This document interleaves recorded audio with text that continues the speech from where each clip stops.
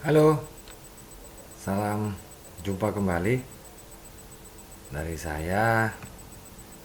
eh, Salam sehat untuk kita semua. Di hari ini saya kembali membuat video tentang pembahasan soal-soal ujian tengah semester pertama untuk pelajaran fisika untuk SMU kelas 11 ya, kelas 11 MIA. Nah, di sini sebelum saya mulai masalah pembahasan soal-soalnya, soal-soal ini soal yang selalu disampaikan setiap ujian, baik itu ujian semester maupun ujian tengah semester untuk semester pertama pada pelajaran fisika. Pembahasan kali ini yang saya sampaikan yaitu tentang yang 5 soal selalu disampaikan. Jadi sebelumnya kepada para siswa semua, tonton video saya sampai selesai, jangan di skip, agar kamu bisa memahami soal-soalnya, bisa memahami dan melihat semua jawaban dengan semuanya yang bisa kamu menjadikan jawaban pada setiap ujian. Di sini saya sampaikan jangan sampai di skip, biar jangan terputus-putus jawabannya. Kemudian bisa kamu menjawab setiap soal-soal yang serupa, ya, yang serupa pada pelajaran fisika. Untuk setiap pertanyaan, setiap soal, baik ujian mid atau ujian tengah semester maupun ujian semester. Baiklah, kita lanjutkan masalah soalnya beserta jawabannya. Untuk yang pertama, soal yang selalu disampaikan, yang pertama adalah gerak translasi dapat diklasifikasikan menjadi bagian gerak lurus dan gerak lengkung. Jelaskan. Ya, jawabannya, gerak lurus adalah gerak benda bergerak lurus, sedangkan gerak lengkung adalah benda bergerak sepanjang jarum lengkung dalam garis lurus. Ya, itu jawabannya dari pertanyaan tentang gerak translasi dapat diaplikasikan menjadi dua bagian, yaitu gerak lurus dan gerak lengkung. Jelaskan, itu jawabannya. Kemudian soal yang kedua, soal selanjutnya, pada gasing, biang lala, roda sepeda, kipas angin, apakah benda-benda tersebut melakukan gerak lurus? Nah, di sini pertanyaannya, jelaskan. Jawabannya tentu saja tidak. Ya, tentu saja tidak. Gerak keempat benda tersebut melakukan gerak lain yang disebut gerak rotasi. Rotasi.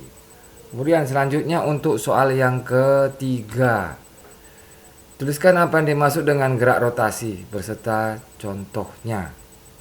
Jawabannya, gerak rotasi adalah gerakan di mana benda berputar di sekitar sumbu tetap. Ketika kita main sepeda yang bertumpu pada dudukannya, pedal dan roda mulai berputar. Ya, saya ulangi, gerak rotasi adalah gerakan di mana benda berputar di sekitar sumbu tetap. Ketika kita mengayuh sepeda yang bertumpu pada dudukannya, pedal dan roda mulai berputar karena gaya yang diterapkan di atasnya.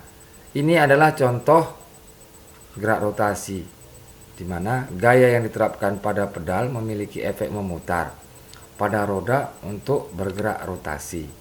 Itu apabila ada pertanyaan seputaran gerak rotasi. Ya. Kemudian untuk soal yang keempat, tuliskan besaran-besaran gerak rotasi. Jawabannya ada 3 yang perlu kita sampaikan, yang perlu kita bahas hari ini, yaitu tentang sudut dan radian, kecepatan sudut dan percepatan sudut. Itu yang termasuk besaran-besaran rotasi yang kita bahas pada pelajaran fisika untuk kelas 11.